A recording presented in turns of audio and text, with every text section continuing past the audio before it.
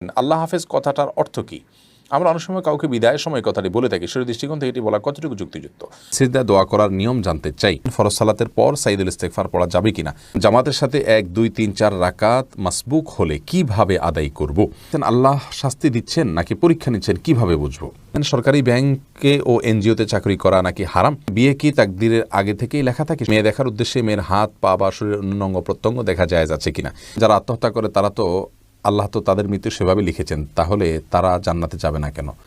প্রসাবের পর কি পর্যাপ্ত পানি ব্যবহার করলেই হবে নাকি টিস্যু বা কুলুক ব্যবহার করা লাগবে? ক্রিম দিয়ে ফর্সা হওয়া কি জায়েজ? খোঁটা দেয়া কি ধরনের পাপ? স্বপ্নে নবী করিম সাল্লাল্লাহু আলাইহি ওয়াসাল্লামকে দেখলে নাকি জাহান্নাম হারাম, তাহা কতটুকু সঠিক? স্ত্রীর কথা মতো হস্তমৈথুন করা যাবে কি না? সিজদার রুকুতে কি কোরআনের দোয়াগুলো পড়া যাবে? জান্নাতে আমরা কোন ভাষায় একে অপরের সাথে কথা বলবো, যেহেতু আমরা বিভিন্ন ভাষাভাষীর মানুষ? কিভাবে অতি শীঘ্রই দোয়া কবুল হয়? শুধুই কি নামাজ নাকি অন্য কোনো নিয়ম আছে? স্বামী বা স্ত্রী কেউ মারা গেলে তার স্ত্রী বা স্বামী তাকে স্পর্শ করা হারাম, এর কোনো ভিত্তি কি রয়েছে? মেয়ে বাচ্চা হলে কি আজান দেওয়া যাবে? আর মেয়েরা কি আজান দিতে পারবে? অনেক সময় ছেলেরা থাকে না। মেয়েদের বিয়ের পর বাবা মা ভাই বোনের প্রতি তাদের দায়িত্ব কর্তব্য কতটুকু? অজু করার পর মেরিল বা লোশন ব্যবহার করে নামাজ হবে কিনা? বিয়েতে মেয়ের বাবা অবর্তমানে অভিভাবক কে? মেয়েরা কি ছেলে ডাক্তার দেখাতে পারবে? আমাদের সমাজে একটা প্রচলন আছে যে মৃত্যুর সময় সিরিয়াল ধরে রোগীর মুখে পানি দেওয়া হয়। রোগী পানি খেতে পারুক আর না পারুক, অনেকে আছেন পানি দিতে না পারলে আফসোসও করেন। প্রিয় দর্শক, অনেক বেশি সময় নিয়ে নিয়েছি আপনাদের প্রশ্ন উত্তরের মূল পর্ব, যে জন্য আমাদের এই আয়োজন। চলুন আমরা সেদিকে চলে যাই। আমার কাছে অনেকগুলো প্রশ্ন এসেছে, এর মধ্যে থেকে একটি প্রশ্ন হলো, রাবেয়া বসরি বোন, আপনি জানতে চেয়েছেন পিরিয়ডের রক্ত নতুন জামায় লাগার পর অনেকবার ধোয়া হলেও দাগ রয়ে যায়, এটা পরে কি নামাজ আদায় করা যাবে? দেখুন, কোনো নাপাক সেটি আমাদের কাপড়ে লাগলে, সেটি প্রবাহমান রক্ত হোক বা অন্য কোনো নাপাক হোক, আমরা সেটিকে ধৌত করব পানি দিয়ে। যথাসম্ভব স্বাভাবিকভাবে একটি কাপড় যেভাবে মানুষ ধোয় ময়লা দূর করার জন্য, ওইভাবে ধোয়ার পরেও যদি তার মধ্যে দাগ থেকে যায়, তাহলে সেক্ষেত্রে তার কারণে সেই কাপড় পরে সালাত আদায় করতে কোনো প্রকার অসুবিধা হবে না। অর্থাৎ আমরা রক্তের কথাই যদি বলি, যে রক্তের দাগ একটুখানি রয়ে গেছে, অনেক ধুয়েছি, আমি সাবান দিয়ে ধুয়েছি, বা সচরাচর ময়লা দূর করার জন্য যেভাবে কাপড় ধোয়া হয় সেভাবে আমি ধুয়েছি, তারপরেও দাগ যদি থেকে যায়, তার কারণে সেই কাপড় পরে সালাত আদায় করতে কোনো প্রকার নিষিদ্ধ হবে না। কারণ আল্লাহ রাব্বুল আলামিন বলেছেন আমাদেরকে, ফাত্তাকুল্লাহ মাস্তাতা'তুম, তোমরা আল্লাহকে ভয় করো যতটুকু তোমাদের সাধ্যকুলা। বিধায় আপনি কাপড় চোপড় ধোবেন স্বাভাবিকভাবে যতটুকু ধুয়ে থাকেন ময়লা দূর করার জন্য ততটুকু, এর পরেও যদি থেকে যায় তাহলে সেক্ষেত্রে আপনার আর এক্ষেত্রে কোনো গুনাহ হবে না ইনশাআল্লাহ, যেহেতু এখানে আপনার কিছু করার নেই। শাহ আলম, আপনি জানতে চেয়েছেন সিজদায় দোয়া করার নিয়ম জানতে চাই। সিজদায় দোয়া করবেন, আপনি স্বাভাবিকভাবে দোয়া করবেন, এখানে তো দোয়ার মধ্যে হাত তোলার প্রশ্নই ওঠে না, যেহেতু সিজদায় আপনার হাত জমিনে থাকবে, ফ্লোরে থাকবে। সেক্ষেত্রে আপনি আল্লাহর রাব্বুল কাছে মনে মনে দোয়া করবেন, মুখেও দোয়া করতে পারেন, বিশেষ করে নফল সালাতে যত বেশি সম্ভব দোয়া করবেন। রাসূল করিম সাল্লাল্লাহু আলাইহি ওয়াসাল্লাম বলেছেন, সহিহ মুসলিম হাদিসে বর্ণিত হয়েছে, আকরাবু মা ইয়াকুনুল আবদু মিন রাব্বিহি ওয়া হুয়া সাজিদ, বান্দা আল্লাহ তাআলার সবচেয়ে নিকটে যেতে পারে সিজদা অবস্থায়, যার কারণে ফাকসিরু ফীহি মিনাদ দুআ, তোমরা সিজদায় যখন থাকবে আল্লাহর কাছে বেশি বেশি করে দোয়া করবে, বেশি বেশি করে চাইবে। এজন্য সিজদা বেশি বেশি করে আল্লাহর কাছে চাওয়া উচিত। আল্লাহর সবচেয়ে কাছে গিয়ে যদি আল্লাহর কাছ থেকে আপনি কিছু চেয়ে নিতে চান, তাহলে সিজদা গিয়ে আল্লাহর কাছে দোয়া করবেন। বিশেষ করে নফল নামাজে, তাহাজ্জুদে বা অন্যান্য সময় সিজদা পড়ে নামাজের মধ্যেই আপনি আল্লাহর কাছে দোয়া করবেন। কোরআন হাদিসের দোয়া বর্ণিত তো অবশ্যই দোয়াগুলো করতে পারেন, কোরআনের দোয়া, হাদিসে বর্ণিত দোয়া, মাতৃভাষায়ও দোয়া করতে পারবেন। এই মতটি অধিকতর শক্তিশালী এবং উলামাদের মত, যদি অনেক উলামা একরাম বলেছেন যে না, সলাতের মধ্যে মাতৃভাষায় দোয়া চলবে না, কোরআন হাদিস বর্ণিত দোয়া করবেন এবং মনে মনে আপনি দোয়া করতে পারেন। এবারে কারোর দ্বিমত নেই, আপনি তাসবিহ সুবহান রাব্বিয়াল আলা বলছেন, আর এদিকে আপনি আপনার আকীদাগুলো মনে মনে পেশ করছেন। আল্লাহ তাআলা যেহেতু মনে খবর রাখেন, সেটিও জায়েজ রয়েছে।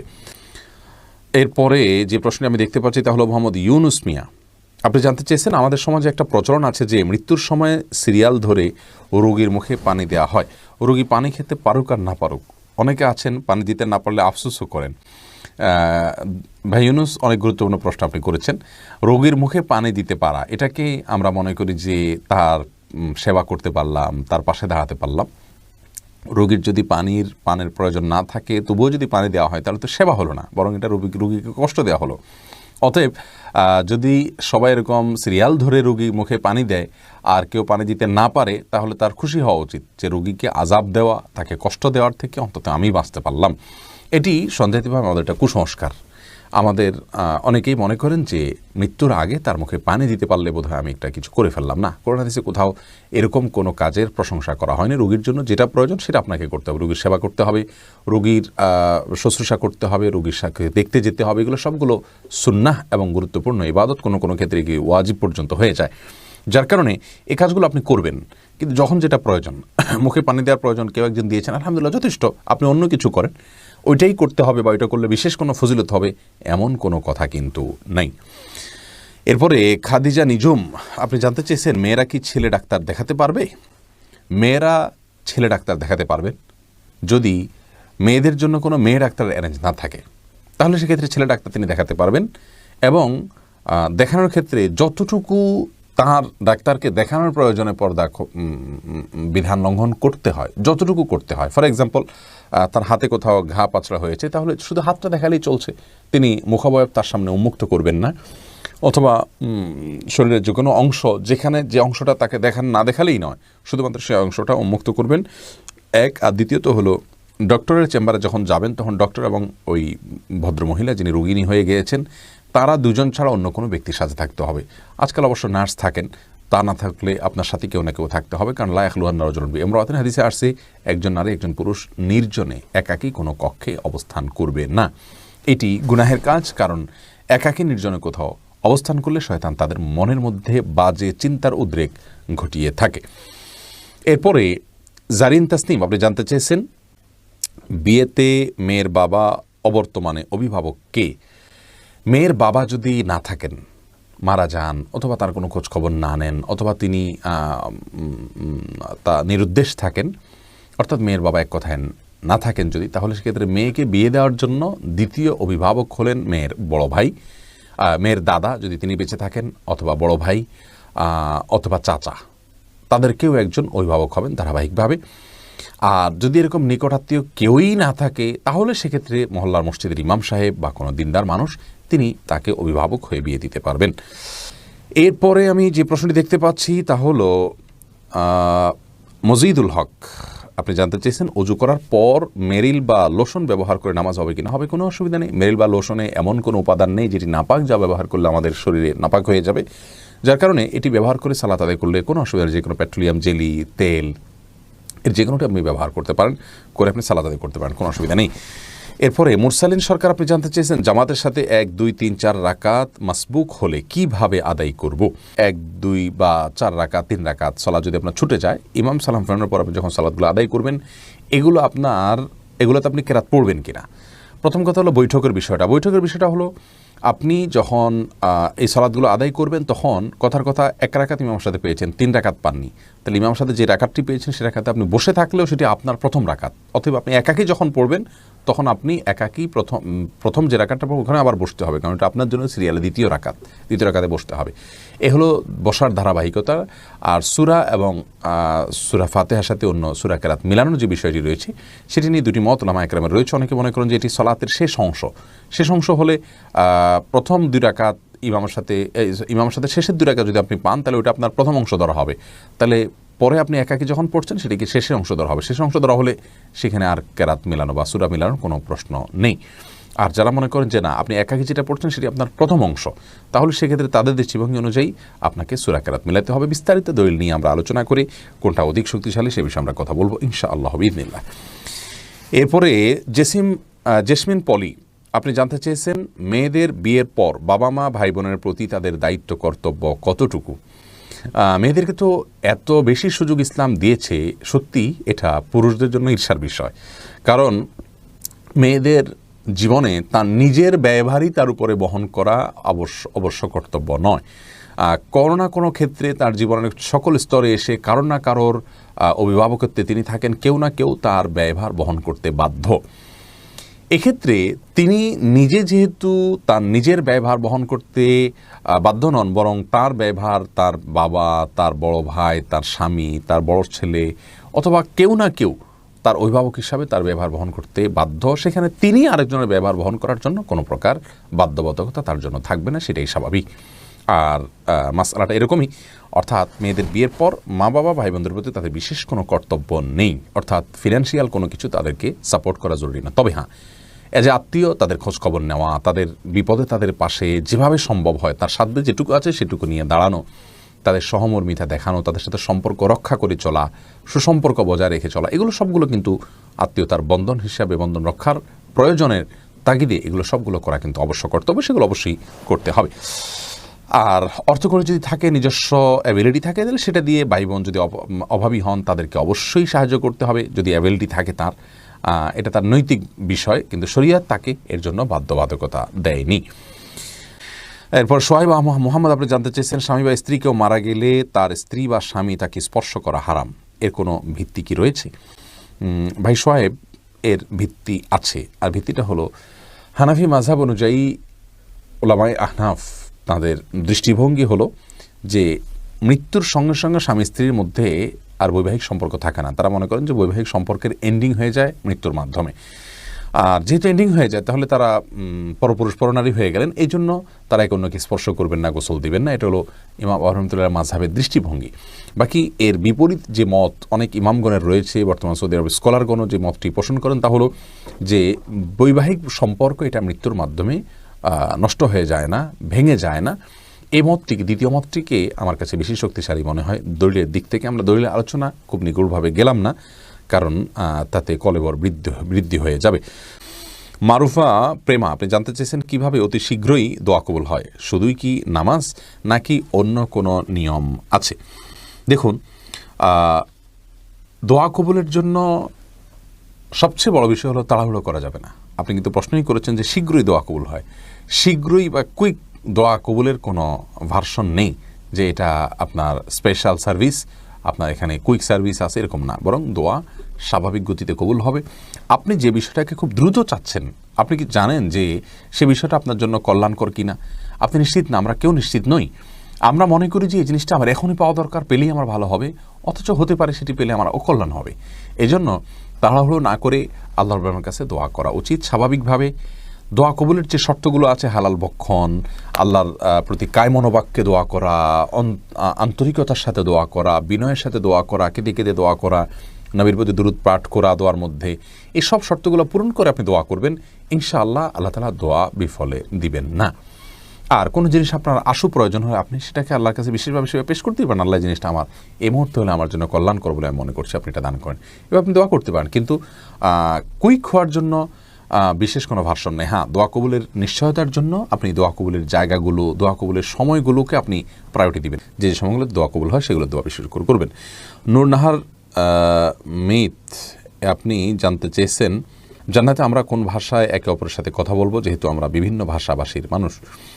দেখুন, একটি দাইফ হাদিস থেকে জানা যায় যে জান্নাতীদের ভাষা হবে আরবি। হাদিসটিকে কোনো কোনো মুহাদ্দিসগণ জাল পর্যন্ত বলেছেন, অর্থাৎ আহিবুল আরব আলী সালাস ফাইন্নি আরবি ওয়াল কোরআন আরবি ওয়া কালামু আহলিল জান্নাতে আরবি। তোমরা আরবকে ভালোবাসো, আরবিকে ভালোবাসো তিন কারণে, কারণ আমি আরবি, জান্নাতের ভাষাদের কথা হবে আরবি এবং কোরআন আরবি। এরকম কথা রাসূল আকরাম সাল্লাল্লাহু আলাইহি ওয়াসাল্লাম বলেছেন বলে একটি হাদিস পাওয়া যায়, কিন্তু সেই হাদিসটি বিশুদ্ধ নয়, বিশুদ্ধর মানদণ্ড উত্তীর্ণ নয়। জান্নাতীদের ভাষ্য, কথোপকথন অন্যান্য বিভিন্ন বর্ণা থেকে বোঝা যায় আরবিতে হবে। আল্লাহ তাআলা সেটা স্বয়ংক্রিয়ভাবে সবাইকে জানিয়ে দিবেন, সবাই স্বয়ংক্রিয়ভাবে জানবে যারা যাবে সেখানে। তবে এটিও চূড়ান্তভাবে বলা কঠিন, ভিন্ন কোনো কিছু এক্ষেত্রে হতে পারে। আল্লাহ রাব্বুল আলামিন জান্নাতে আসলে কি রেখেছেন, প্রত্যেকে যার যার মতো করে কথা বলবে, কিন্তু সবাই সবাইটা বুঝবে এমন হতে পারে। কারণ জান্নাতে আল্লাহ তাআলা যা রেখেছেন সে সম্পর্কে হাদিসে কুদসি তিনি বলেছেন, আ'দাতু লি'ইবাদিয়াস সালিহিনা মা লা আইনুন রাআত ওয়া লা উযুনুন সামিআত ওয়া লা খাতারা আলা কলবি বাশার। আমি জান্নাতীদের জন্য যা রেখেছি তাকে কোনো কল্পনাও করেনি, দেখেওনি, শুনেওনি তার কোনো বিবরণ। এরপরে ফারজানা সুলতানা আপনি জানতে চেয়েছেন, আল্লাহ শাস্তি দিচ্ছেন নাকি পরীক্ষা নিচ্ছেন, কিভাবে বুঝবো? খুবই কঠিন ভাই বোন ফারজানা। আমাদের জীবনে কোনো বিপদ আসলে সেটি একইভাবে আল্লাহর পক্ষ থেকে পরীক্ষা হতে পারে। আল্লাহ আমাদেরকে পরীক্ষা করছেন, এমনটি হতে পারে আমরা কি করি, আমরা সবর করতে পারি কিনা। আবার একই সঙ্গে আমাদের কোনো কৃতকর্মের জন্য শাস্তি আল্লাহ তাআলা দিচ্ছেন, দুনাল আযাবিল আকবার, বড় শাস্তির আগে ছোট শাস্তি দিয়ে আল্লাহ আমাদেরকে সতর্ক করতে চাইছেন, এমনটিও হতে পারে।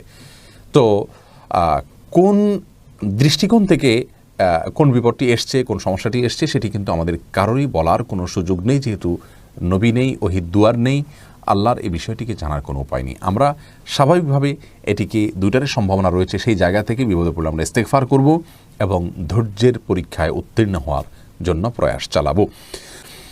এরপর আয়াত ইসলাম আপনি জানতে চেয়েছেন, আচ্ছা মেয়ে বাচ্চা হলে কি আজান দেওয়া যাবে, আর মেয়েরা কি আজান দিতে পারবে? অনেক সময় ছেলেরা থাকে না। মেয়ে বাচ্চা হলেও আজান দিবেন। আর আজান দেওয়া সম্পর্কিত হাদিসগুলো আসলে খুব বেশি যে শক্তিশালী তা নয়, বরং বিন বাজ রাহিমাহুল্লাহ আজান বাচ্চার নবজাতকের ভূমিষ্ঠ হওয়ার পর তার কানে আজানের বিষয়ে হাদিসগুলোকে অ্যানালাইসিস করে বলেছেন বেশিরভাগ হাদিস জয়ীফ, কিন্তু অনেকগুলো হাদিস বর্ণিত হয়েছে এটা করা যেতে পারে। ফজিলতের মতো বিষয়, হাদিসের জফের যে মাত্রা তাতে এটা করা যেতে পারে, খুব বেশি গুরুত্বপূর্ণ না হলে এটা করা যেতে পারে। তবে মেয়েরা নাও, ছেলেরাই আজান দিবেন এবং মেয়ের বাচ্চা হলেও আজান দিবেন, পৃথক করা হয়নি হাদিসের ছেলে মেয়ে আলাদা করে। নোমান শাহ আপনি জানতে চেয়েছেন, স্বপ্নে নবী করিম সাল্লাল্লাহু আলাইহি সাল্লামকে দেখলে নাকি জাহান্নাম হারাম, তাহা কতটুকু সঠিক? দেখুন, এ বিষয়ে হাদিস রয়েছে দাইফ। আর দ্বিতীয়ত হলো যে রাসূল আকরাম সাল্লাল্লাহু আলাইহি সাল্লামকে আমরা স্বপ্নে দেখলে তিনি রাসূল আকরাম সাল্লাল্লাহু আলাইহি সাল্লাম কিনা এটা নিশ্চিত হওয়া কঠিন। যদিও একটি হাদিস রয়েছে রাসূল আকরাম সাল্লাল্লাহু আলাইহি সাল্লাম বলেছেন, কেউ আমাকে স্বপ্নে দেখলে সে অবশ্যই আমাকে স্বপ্নে দেখেছে, কারণ শয়তান আমার আকৃতিকে ধারণ করতে পারে না। এই হাদিসের ব্যাখ্যা, বিশুদ্ধ ব্যাখ্যা হলো যে এটা রাসূল আকরাম সাল্লাল্লাহু আলাইহি সাল্লামের জীবদ্দশার কথা বা সাহাবীদের কথা যারা তাকে দেখেছেন তাদের কথা, যে তারা স্বপ্নে দেখলে নবীজিকেই দেখেছেন। এখন আমরা যারা নবীজি সাল্লাল্লাহু আলাইহি সাল্লামের চেহারাই জানি না, তাদেরকে শয়তান যদি এসে বলে আমি নবীজি, তো সেটি হওয়ার সম্ভাবনা রয়েছে। এই ব্যাখ্যাটা অধিকতর শক্তিশালী। তবে হ্যাঁ, তাকে যদি স্বপ্নে কেউ দেখতে পারেন তো সেটা সন্দেহভাবে তার জন্য একটা ভালো আলামত, এবং রাসূল আকরাম সাল্লাল্লাহু আলাইহি সাল্লামের ভালোবাসা তার অন্তরে রয়েছে, তার সুন্নতের প্রতি তার আগ্রহ রয়েছে। এটি যেমন হতে পারে তেমনিভাবে এর মাধ্যমে তিনি অনুপ্রাণিত হতে পারেন, কিন্তু এটা জরুরি নয় যে তাকে স্বপ্ন দেখলে তিনি অরিজিনালি দেখেছেন আর তাকে দেখলেই জান্নাত ওয়াজিব হয়ে যাবে, এটি বিশুদ্ধ নয়। জাহিদুল ইসলাম তালুকদার জানতে চেয়েছেন, সিজদা আর রুকুতে কি কোরআনের দোয়াগুলো পড়া যাবে? দেখুন, সিজদা এবং রুকুতে কোরআনের বর্ণিত আয়াত আপনি পড়বেন না। বিশেষ করে সিজদাতে রাসূল আকরাম সাল্লাল্লাহু আলাইহি ওয়াসাল্লাম সালাতের মধ্যে আপনার সিজদাতে কোরআনে কারীম তেলাওয়াত করতে নিষেধ করেছেন। তবে দোয়ামূলক যে সমস্ত আয়াতগুলো আছে, যেগুলো নিছক দোয়া, সেই আয়াতগুলো আপনি পাঠ করতে পারবেন দোয়া হিসাবে, কোরআনের তেলাওয়াতের অংশ হিসাবে নয়। এরপরে মানিরুল ইসলাম জানতে চেয়েছেন, মেয়ে দেখার উদ্দেশ্যে মেয়ের হাত পা বা শরীরের অন্য অঙ্গ প্রত্যঙ্গ দেখা যায় আছে কিনা। দেখুন, রাসূল করিম সাল্লাল্লাহু আলাইহি ওয়াসাল্লাম বলেছেন, বিবাহের প্রস্তাব যদি কেউ কাউকে দেয় সে যেন ফানজুর ইলাইহা, সেই তাকে নবী সাল্লাল্লাহু আলাইহি ওয়াসাল্লাম নির্দেশ করেছেন, তুমি বিবাহের প্রস্তাব দিয়েছো তাহলে তাকে দেখে নাও। এই জন্য দেখে নেওয়াটা এটা দোষণীয় বিষয় নয়। আর কোনো ত্রুটি আছে কিনা সেজন্য দেখে নেওয়া যেতে পারে। নবী সাল্লাল্লাহু আলাইহি ওয়াসাল্লাম এক সাহাবীকে বলেছেন যে ফানজুর ইলাইহা ফাইন্না ফি আয়ুনিল আনসারি শাইআ। কোন এক আনসারি মেয়েকে বিয়ের প্রস্তাব করেছেন একজন মুহাজির সাহাবী, তখন তিনি বলেছেন যে তুমি সেই মেয়েকে দেখে নাও, কারণ আনসারি মেয়েদের চোখের মধ্যে কিছুটা সমস্যা, ঘোলাটে ভাব বা এরকম কিছু একটা আছে, তোমার ভালো লাগে কিনা তুমি দেখে নাও। এই জন্য হাদিস থেকে বোঝা গেল যে নারীদের স্বাভাবিক যে সমস্ত অঙ্গ প্রত্যঙ্গগুলো তারা খোলা রাখেন, হাত পা মুখাবয়ব, এগুলো একজন পুরুষ বিয়ের উদ্দেশ্যে দেখতে পান। ঠিক একইভাবে মেয়েও ছেলেকে দেখতে পারেন। সাবিহা জুই আপনি জানতে চেয়েছেন, সরকারি ব্যাংকে ও এনজিওতে চাকরি করা নাকি হারাম? না, এনজিওতে চাকরি করা হারাম এই কথাটি সঠিক নয়। এনজিওতে আপনি কোন পদে চাকরি করছেন, কি কাজ করছেন, সেটা হলো মুখ্য বিষয়। আপনার কাজটা যদি কোনো হারাম কাজ না হয় তাহলে সেক্ষেত্রে আপনি আপনার কাজের বিনিময়ে পারিশ্রমিক নিতে পারেন। আপনি এনজিওর কাজ করছেন না কোনো অমুসলিমের কাজ করছেন, এটি দেখার বিষয়। আপনি কি কাজ করে উপার্জন করছেন সেটি হলো মূল বিষয়। রুহুল সুজন আপনি জানতে চেয়েছেন, নাকের সৌন্দর্য বৃদ্ধি করার জন্য সার্জারি করা যাবে কি না। সৌন্দর্য বৃদ্ধি করার জন্য সার্জারিতে যদি ব্যাপক কোনো সৃষ্টিগত পরিবর্তন না হয়, ছোটোখাটো কোনো পরিবর্তন হয়, তাহলে সেক্ষেত্রে সেটি জায়েজ হবে। আর যদি কোনো ত্রুটি থাকে, সেটা ত্রুটিটা দূর করার জন্য সার্জারি করেন, প্লাস্টিক সার্জারি বা অন্য কিছু, তাহলে সেটি জায়েজ রয়েছে। আল্লাহ হাফেজ কথাটার অর্থ কী? আমরা অনেক সময় কাউকে বিদায়ের সময় কথাটি বলে থাকি, সেই দৃষ্টিকোণ থেকে এটি বলা কতটুকু যুক্তিযুক্ত।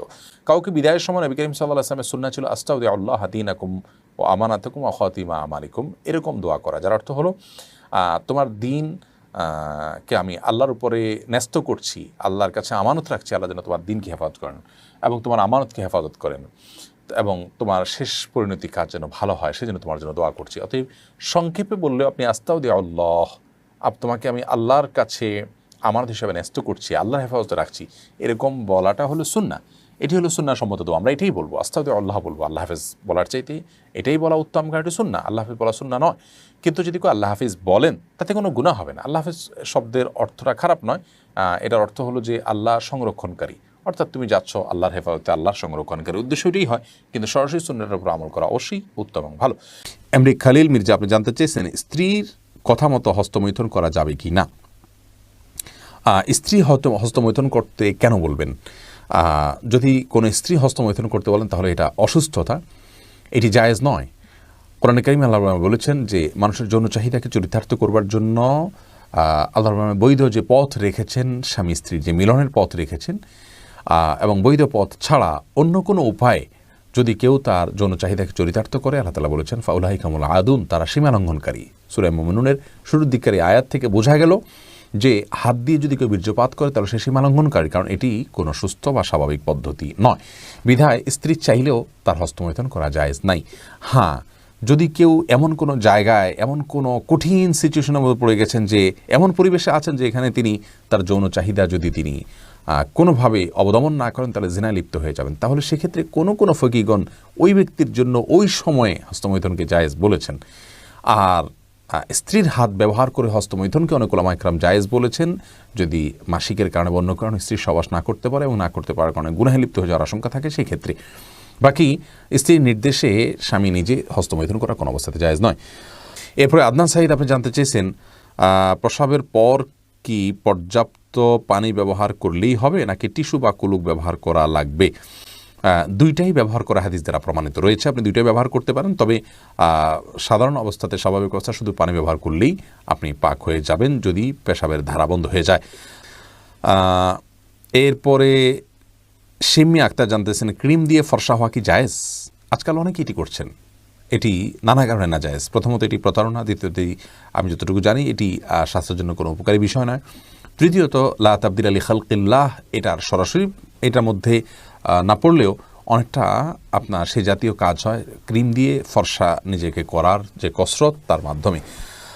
অতএব এটি না করাই হবে উচিত এবং উত্তম কাজ। ফাতেমা খাতুন আপনি জানতে চেয়েছেন ফরজ সালাতের পর সাইদুল ইস্তেগফার পড়া যাবে কিনা? আপনি পড়তে পারেন, এমনিতে আপনার মনে চাইলে ইস্তেগফারের অংশ হিসাবে আপনি পড়লেন, কিন্তু নিয়ম করে আপনি যদি পড়েন এবং সবসময় পড়তে থাকেন, এটাকে যদি আপনি সালাতের আবশ্যক কোনো কাজ মনে করেন তাহলে সেক্ষেত্রে এটি জায়েজ হবে না, বরং এটি সকাল সন্ধ্যার একটি আমল। সকাল সন্ধ্যায় অর্থাৎ সকালে এবং সন্ধ্যায় আপনি সাইদুল ইস্তেগফার পাঠ করবেন। ফায়েজ আহমেদ জানতেছেন মালদ্বীপ থেকে পায়ের নখে কি মেহেদি দেওয়া যাবে? দিতে পারেন মেহেদি। অনেকে মনে করেন যে যেহেতু দাড়িতে চুলে দেওয়া হয় অতএব পায়ে দেওয়া যাবে না, দেওয়া যাবে, অসুবিধা নেই, কিন্তু পুরুষরা নয়, মেয়েরা মেহেদি ব্যবহার করবেন। আশিকুল ইসলাম জানতে চেয়েছেন বিয়ে কি তাকদিরের আগে থেকেই লেখা থাকে? সব কিছুই তাকদিরের আগে থেকে লেখা থাকে, বিয়েটাও তার মধ্যে ওর মধ্যে পড়ে। ফিরোজ আপনি জানতেছেন বেনামাজের হাতে রান্না খাওয়া যাবে কিনা, দয়া করে উত্তর দিবেন। জি, যাবে। অমুসলিমের হাতে রান্না রাসূল আকরাম সাল্লাল্লাহু আলাইহি ওয়াসাল্লাম খেয়েছেন, ইহুদির বাড়িতে খেয়েছেন, অতএব বেনামাজের হাতে অবশ্যই খাওয়া যেতে পারে। আপনি কি খাচ্ছেন সেটা হলো বিষয়, কার হাতে খাচ্ছেন সেটি বিষয় নয়। হালাল খেয়ে থাকলে খারাপ মানুষের হাতেও খেতে পারেন, রান্না করাও খেতে পারেন, আর হারাম যদি খান তাহলে ভালো মানুষ রান্না করে দিলে তার হাতের খাওয়াও খেতে পারেন না। সাদিয়া ইসলাম আপনি জানতেছেন যারা আত্মহত্যা করে তারা তো আল্লাহ তো তাদের মৃত্যু সেভাবে লিখেছেন, তাহলে তারা জান্নাতে যাবে না কেন? দেখুন, আল্লাহ তাদের মৃত্যু সেভাবে লিখেছেন, বিষয়টা এইভাবে নয়, বরং আল্লাহ তাআলা তাকে ওই পর্যন্ত হায়াত দিয়েছেন। আর অবশ্যই আল্লাহর নির্দেশ ছাড়া, আল্লাহর সৃষ্টি ছাড়া কোনো কিছুই হয় না, তার মৃত্যুটাও আল্লাহর সৃষ্টি। এখন আপনি বলতে পারেন ওইভাবে আল্লাহ তার মৃত্যু সৃষ্টি করেছেন, তাহলে তার দোষটা কোথায়? তার দোষটা হলো সে আত্মহত্যার জন্য সিদ্ধান্ত নিয়ে আত্মহত্যার আয়োজনটা সম্পন্ন করেছে, এটুকু কাজ সে করেছে, এটুকু করার কারণে তার শাস্তি হবে। তার জন্য মৃত্যু সে হয়েছে এই জন্য শাস্তি নয়, শাস্তিটা হলো যে সে আত্মহত্যার জন্য যা যা দরকার তার সব কিছু সে গ্রহণ করেছে এবং চূড়ান্ত পর্যায় পর্যন্ত সে গেছে, এটাই হলো তার জন্য গুনাহের কারণ, সে কারণে তাকে শাস্তি দেওয়া হবে, এটাই হলো তার অপরাধ। নাজমা খাতুন জানতে চেয়েছেন খোঁটা দেয়া কী ধরনের পাপ? অত্যন্ত জঘন্য ধরনের পাপ। আল্লাহ রাব্বুল আলামিন বলেছেন লা তুবদিলু সাদাকাতিকুম বিল মান্নি ওয়াল আযা, দান করার পরে খোঁটা দিয়ে, কষ্ট দিয়ে তোমরা তোমাদের সদকা দান এগুলোকে নষ্ট করে দিও না।